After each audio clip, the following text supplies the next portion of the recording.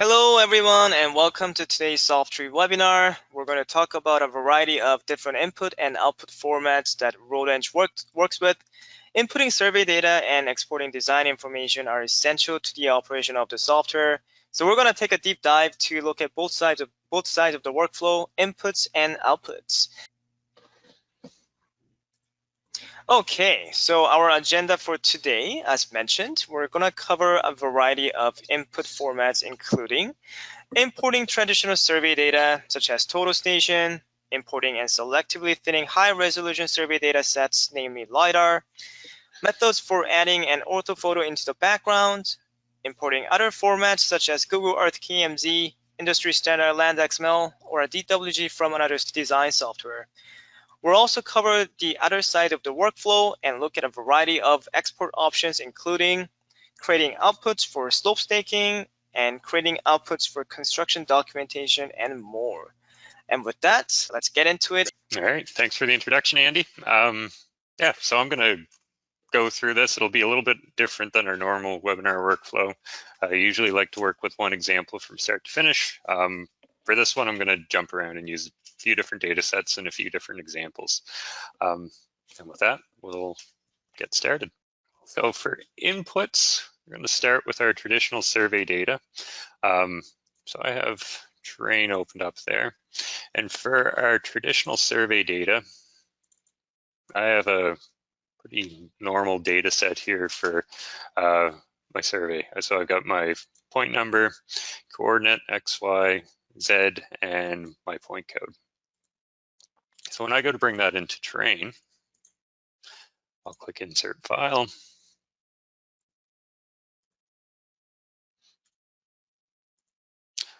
Select this. Now, when you first install the software, if you haven't already set up an IOP, you're going to have ASCII text and ASCII LiDAR for an option. So if I go with this,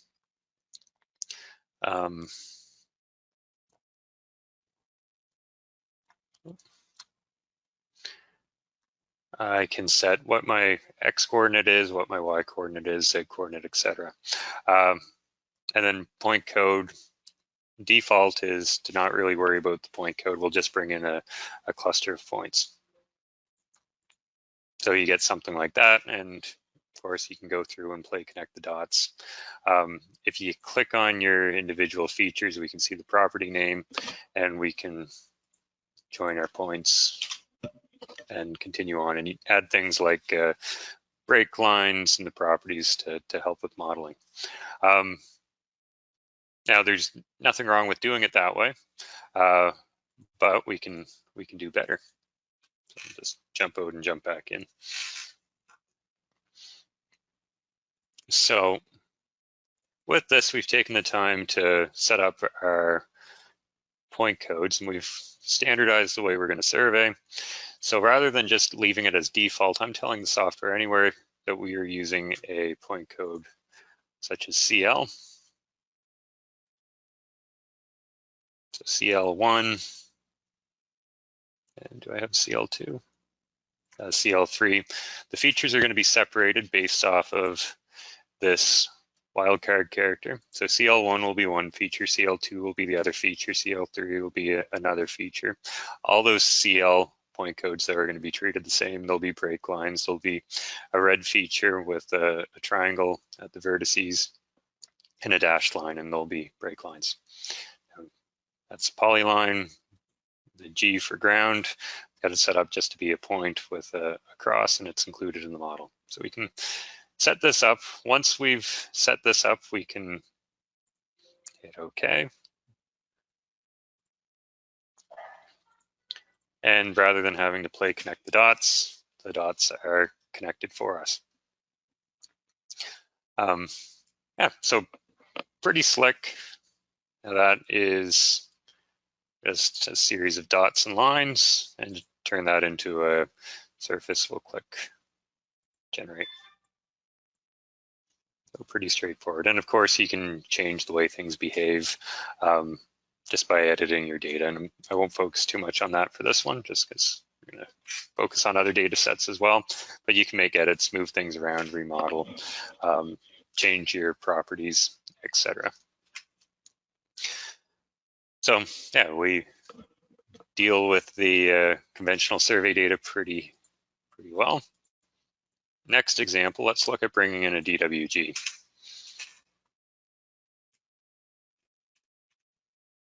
This will be same data set more or less, but it's been brought in CAD, some labels in there. And when we bring this in, default settings are usually appropriate here. We've got that. Now I'm just going to get a box over here just to see what that is. Turn my labels on and add in our DXF labels. So there we can see what's being labeled. Now, if I just jump into this and model,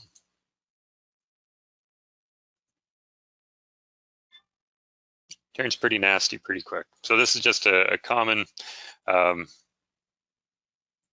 common item that you may jump in and click buttons and be a little mortified by what happened. But all this is the DWG had 2D and 3D data in it. And when we brought the DWG in, the properties for these are set up so that everything's being modeled. We aren't including break lines, but everything, even if it's down at 0 elevation, is included in that TIN model. So just as a quick workflow to deal with cleaning up your data, we can click Select Features by Range. And there's other ways to do this as well, but I'll just focus in on something around that 0 elevation. We've got everything selected, and then we can adjust what's selected. We can change the symbology, line type, etc. But here the big thing is I don't want those points included in my model. I'll turn that off. And now things are looking much better. And yeah, these properties up here, they are important. So in this case, I want most of my line features to be break lines as well here. So that's just a matter of going through, and we can select by name if we'd like. So if I want all these to be break lines, I can do a multi-select. Or I can select, hold and shift, select by hand. And we'll make those break lines.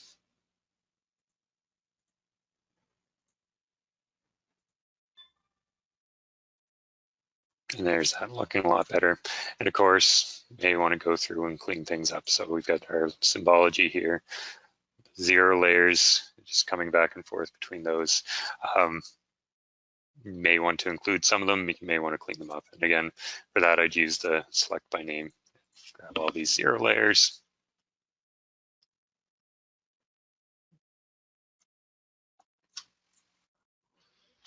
And we'll turn those off.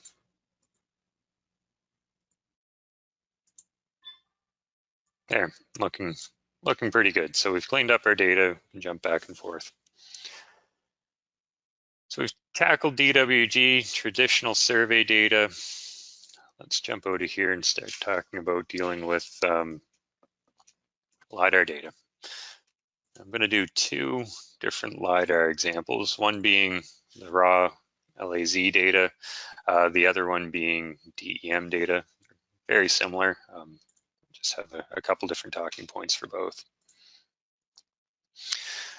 So oftentimes with LiDAR data, if you're working on a really large project, you may not want to bring in all the points. So we can thin our data down based off of a feature.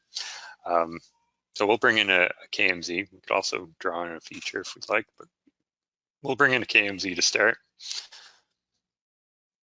And here that KMZ is in lat long, so I want to work in same coordinate system as my project. So I'm doing a transformation here on import. So there's our line. I'll click Insert File. And now I want to bring in the LAS points. And I'm going to do a thinning.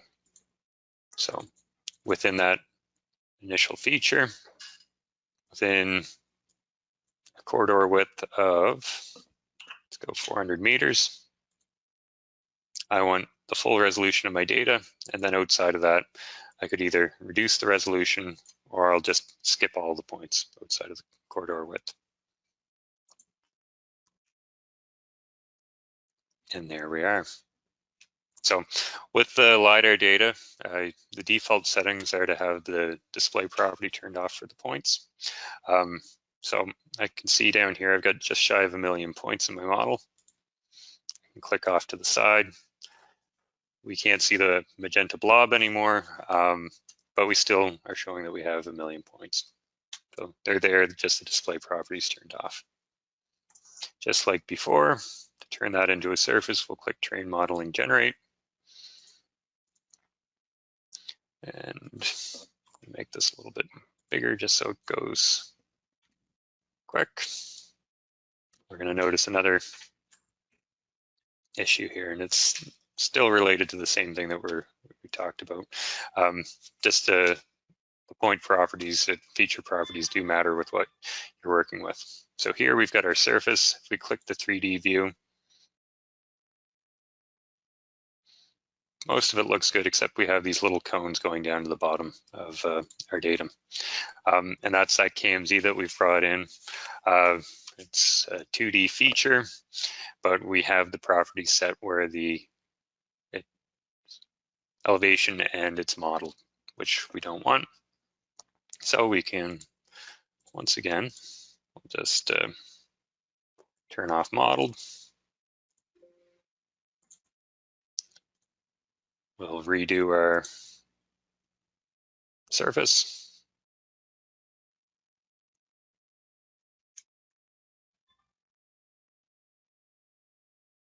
And there we are. So we've got our surface with no funny triangles going down to the center of the Earth. Yeah, so before we jump out of this and go on to our next data set, for this, I included my projection when we started out, so it's relative to a real location or a real coordinate system. And we can bring in an ortho image. Now in this case, I don't have my own ortho image for the data set, but there's obviously publicly available data available. So I'll have my feature selected that I want to kind of focus on. I'll click Home, Import, and there we are. So we can see, and we can choose our source. If we want to go with Bing, great. We'll select the area we'd like with crop. We'll hit save. We'll download that image, and it's going to be brought in as a background. And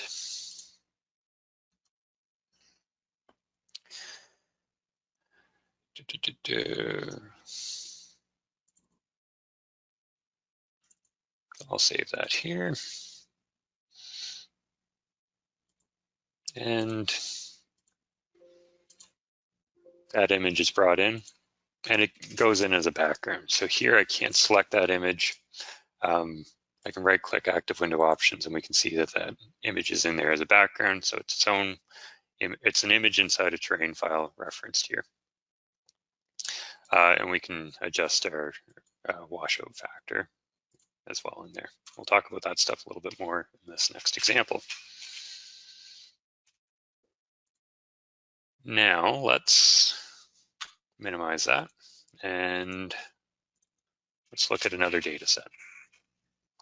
So DEM, very similar to LiDAR for what we're dealing with, except it's not the raw data, it's derivative of the LiDAR itself. So we'll grab that TIFF. So this, instead of the actual LiDAR points, everything's set to a grid. And I think this one's a 1 meter grid. We'll leave that as is. I've got create 3D model. So on import, it's going to create the 3D model for us. And we'll hit OK.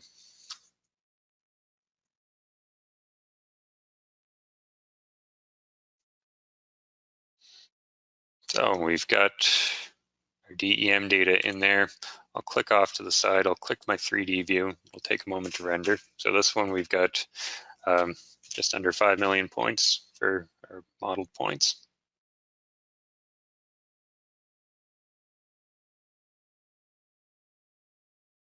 There's our data set. So I haven't thinned this one down. We get the full tile. Yeah, and here I'm gonna just, so our surface is created.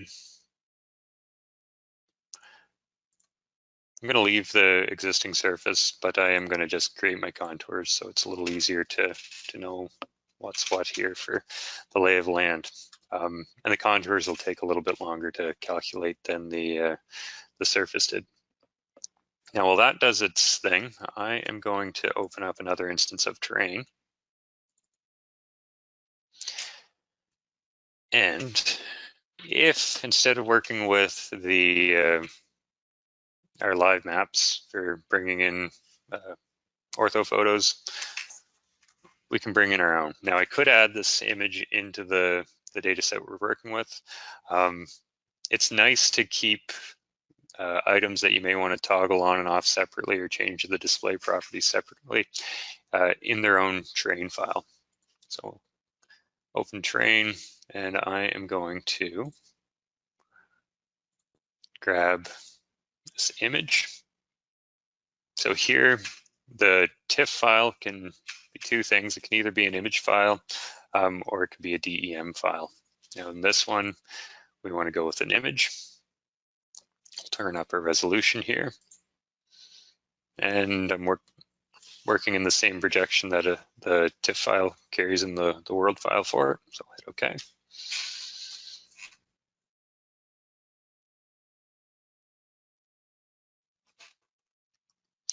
And there we are. So that's there. I'm going to save this as its own thing. So let's just save it here as image.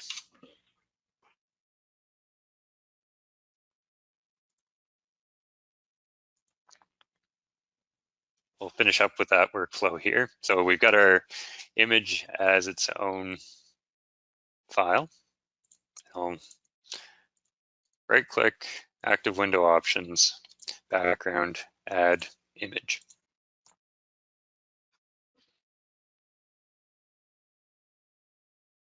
Shapefile is a common format to want to bring in for ancillary information. So here, same thing, new instance of terrain, and let's grab a pipeline shape.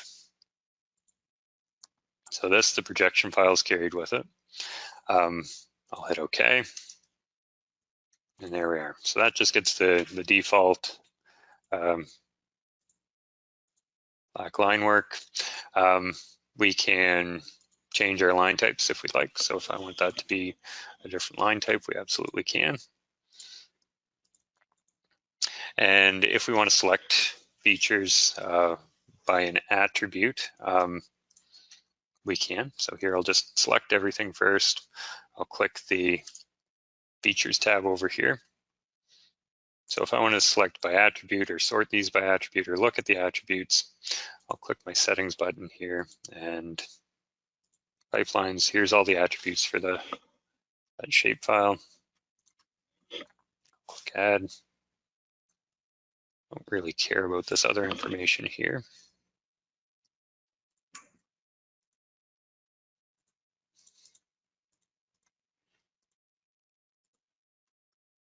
Oops. And there we can see, similar to an attribute table, our attributes. And if I wanted to select based off, say, this attribute, I can do a multi-select. Oh, and there we've got all those selected, and now we can change our line types for a group rather than just one.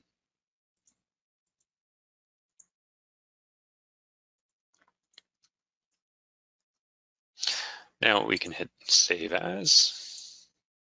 And just like we did with our image, we'll just call this pipelines. Oops.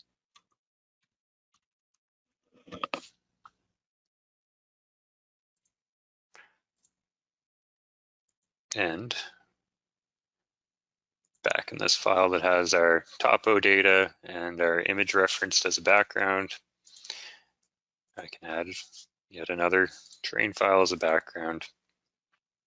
And there is a draw order here. So if I want to see my pipelines, they're going to be drawn after my image, which is good. Whereas if I shifted that to the top and the image was over top of those, it would mask out the pipelines.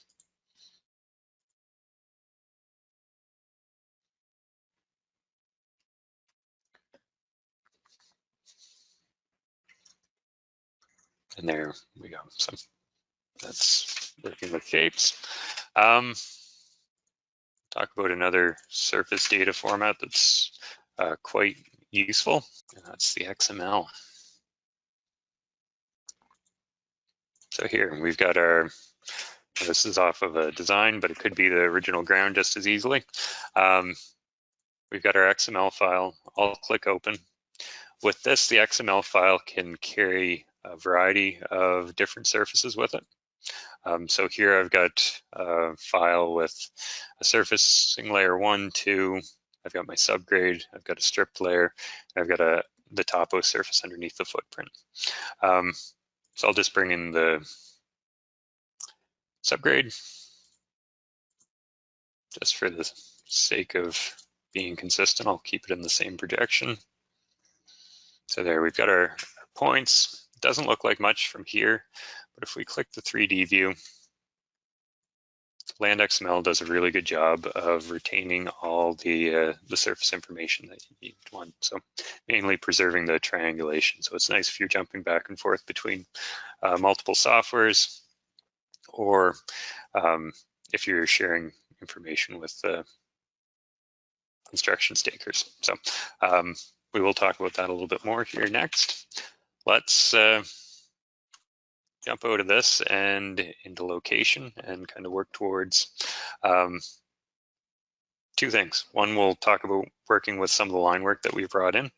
And actually, before we do that, we should save this. And I also want to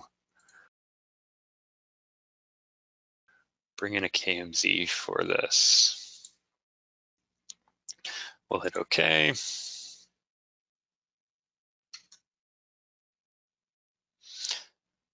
All right. And I'll hit save as, and we're going to use this when we jump over into location.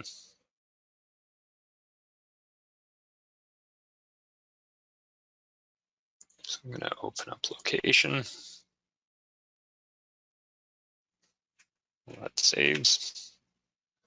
I'll click File, New. So I'm going to reference that topo surface that we've just created. And usually in past webinars, I usually always start with just a single point in the center of terrain. I'll do that again just to show the premise of it. So we can click around and start drawing an alignment from scratch. Now, alternatively, we can create a new alignment and we can base it off a terrain feature. So in this case, if I base it off that KMZ we've brought in, it's the KMZ feature that is now a terrain feature, we get a duplicate of it. Now it's at 0 elevation, so we can strip out the vertical really easily. We'll just delete our profile.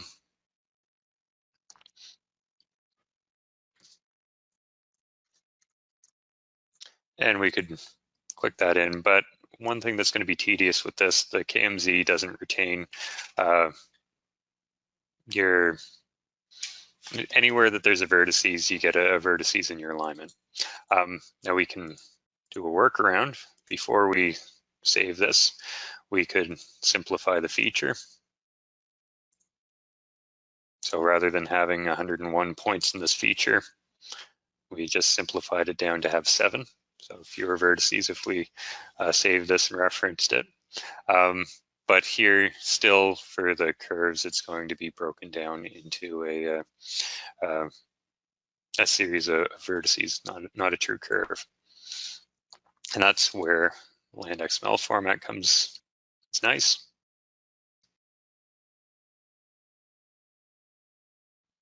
So rather than just tracking your surface data with it, we can create a new alignment based off the alignment in the LandXML.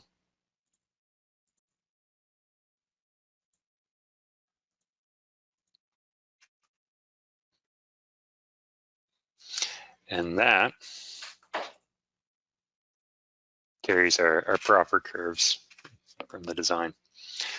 So let's assume that we're good with our alignment here and talk about exports. Or actually, before we do that, just like before with terrain, we've created those background features. We can bring in the image, bring in our pipeline, although it's not really close to where this alignment is. And here we'll want the image above the topo so we can see our contours.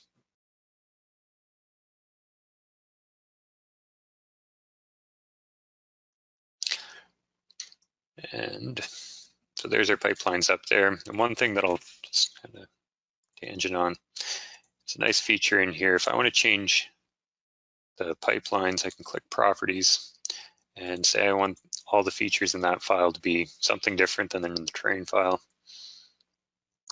Like, make them bright red. We can change the washout.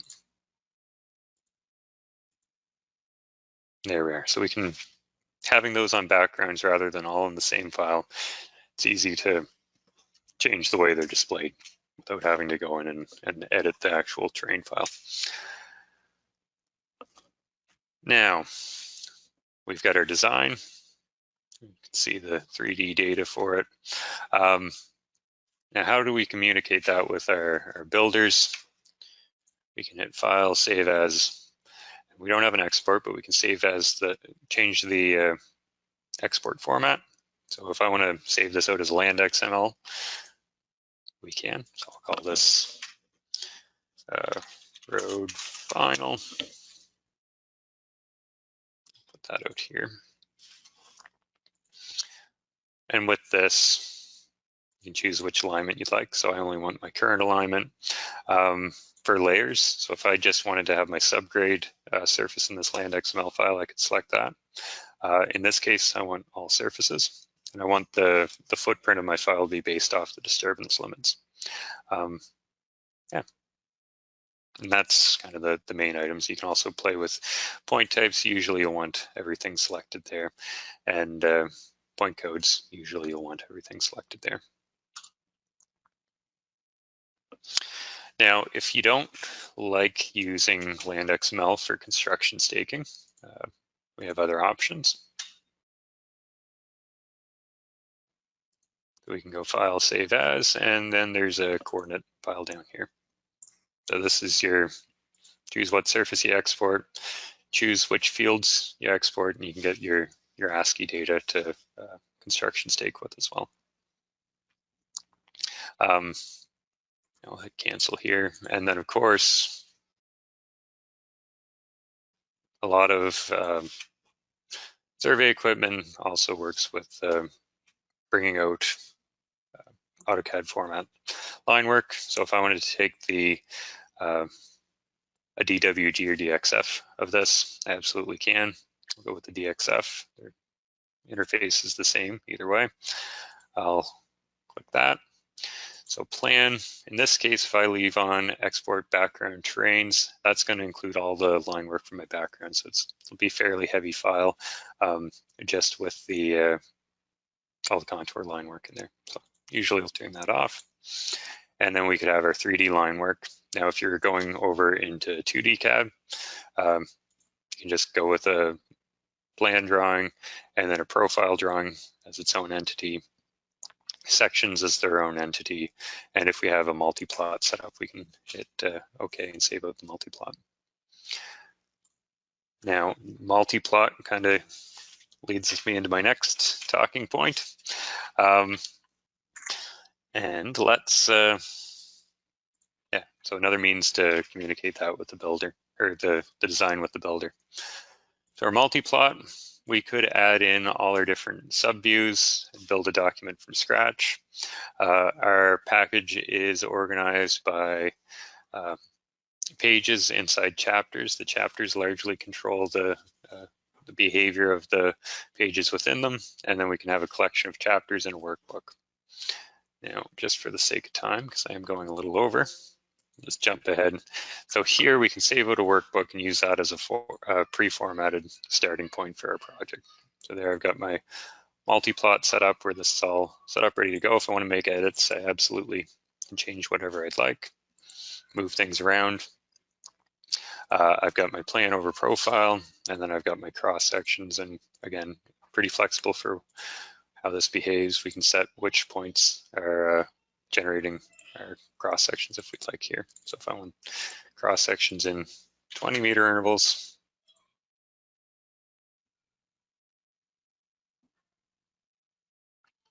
we'll set that here. When it comes time to print this, of course, we can go print.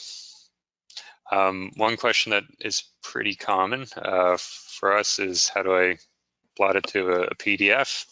And for that, you'll have a Microsoft print to PDF, or you may have another PDF driver that you like to use.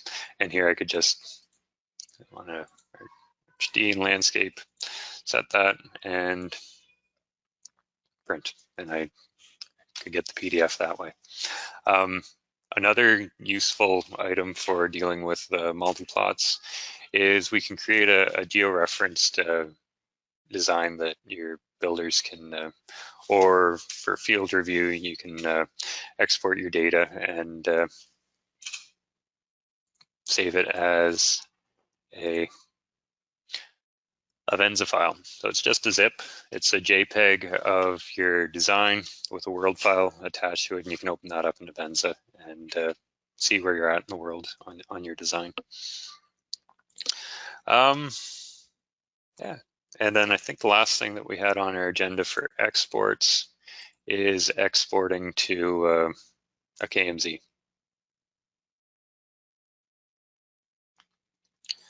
So if I want to export my design to a KMZ, I have a couple options. I can hit File, Save As, and select my format to be KMZ.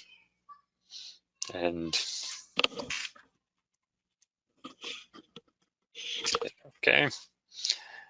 And that just takes whatever line work you have in your design here and takes it over to a KMZ wherever the file is saved. Now we also have this export button. Now to use this, we have to save our design first. And I'll save it as example.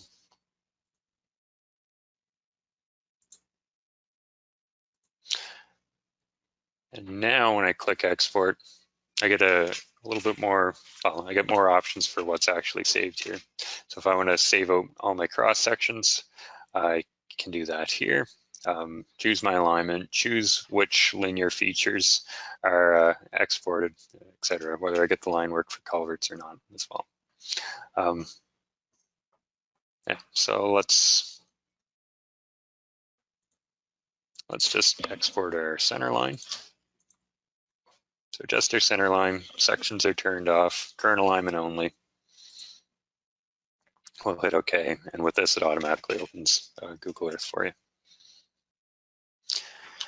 And I went a little longer than what was scheduled, but I think I covered everything I planned to. And with that, I'll switch back and hopefully address the questions that I haven't got to yet.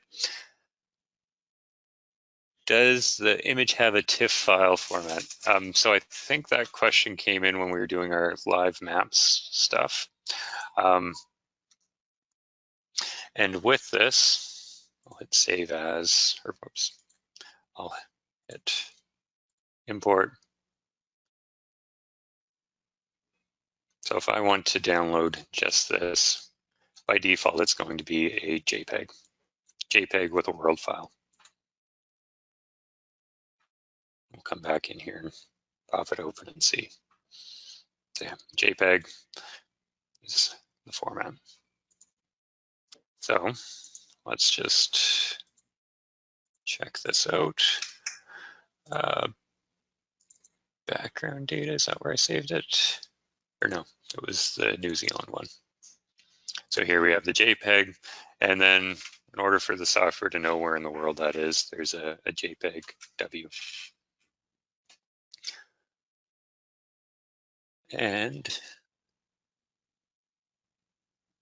okay, how does the LiDAR data thinning operation work? So I just showed one of the options for thinning on import. So thinning on import, if I'm not going to go through the whole example, but just so we can see the appropriate dialog box. With this, if I set this to be my corridor, so here I've told it that within that corridor, number of points skipped to 0. Now outside of that corridor, if I set this as 3, it's going to skip 3 points just in the sequence that the points are written in the file, and then read in the 4th, and then skip the next 3 and read in the 4th. Now, if that's not the means you'd like to use for thinning your data, we can also thin the data after it's brought in. So we have simplify. And with this, the most common one to use is a basic grid simplification. So here I could set my grid spacing to be 10 meters, and it's going to lay a grid over our data set and make sure that there's no more than 1 point within each grid cell, and remove the extras. Building on that, there's a closest point removal, which is kind of an extension of the grid, but it takes into proximity of the other points. And then remove all points, just eliminates everything outside of your corridor or polygon.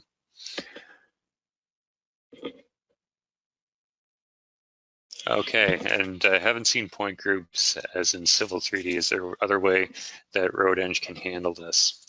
So I don't know if I'll answer this, or don't know if I understand the question correctly, but we'll make a stab at it.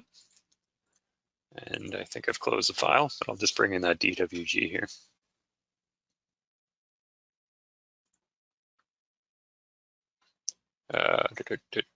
So this one, and we've got our DWG. So for point groups, I won't worry about any of this. We've got our feature name, and then we've got, yeah, now, and I could be wrong, if for point groups, if you're referring to kind of the layers that you use in AutoCAD, it would be uncommon to use that in here, but if we bring in a DWG, select feature by layer, and then we've got our different layers listed in here. So this is kind of the side of dealing with it if it was a layer. So there I've selected all my BL layers, and it'll just depend how you organize that file when you or how the file was organized when coming out of CAD. And kind of running out of time here, we'll do one last question. Oh, okay, and yeah, last question is how do you export the full footprint of the road to Google Earth? So when I hit export here, I just chose to bring out my center line. You probably want your surface limits. for that. Now here, I'll include my cross sections, just add a little bit more, and add a little bit more still. I'll bring in all the other point codes. So I'll hit OK this time.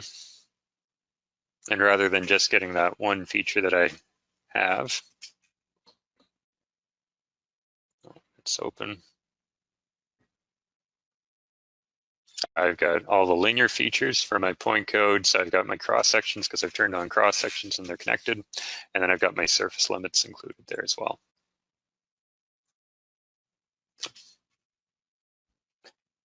And I guess with that, we'll wrap it up. Thanks everyone for attending our webinar, and let us know if you have any other questions. See you next time.